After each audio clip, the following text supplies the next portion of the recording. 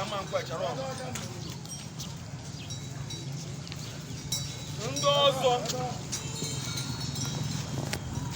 ndị ọha ngwuowu nọ ubere nze ngwuoyiri nọ Nkano na-eme ka ndị ama eke marụ na abụja ọkụrụ ndị na-enye abịaghịghị ọzọ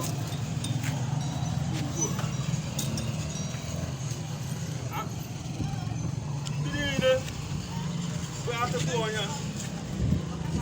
ndị niile ochiri ọzọ ọkụrụ na-echi ọzọ na akụkọ ha niile o ji edi iyi na-ekwuru ndị niile sokwa je ya bụ ihe ngwa oriri shiri ha abụghị ọzọ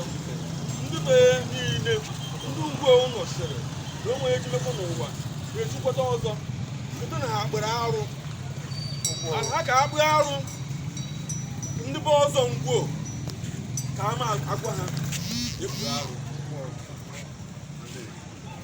ndị nri anụwe maka anya amụji ọgụ na onwe nke bụ nwa ede ji onwe onye jewe ọzọ ndị Igbo n'Enugu jebe anyị ọzọ ndị Igbo chịrị ga-emekwana ụdị anyị na-arụ ya na ụmụ onye abịaghịghị ọzọ ọ baghị uru anyị nwee ijeme ọrụ ụlọ ebe unu niile bụ ugbo ụbọchị nkwọ ụbọchị awọ ụbọchị eke ụbọchị orie anyị asụchie ihe ọkwa na ha abụghị arụ a na-alụkwa enye ha jekwa jee wee arụ ọha ejibe maka ha na onwe ebo ndodo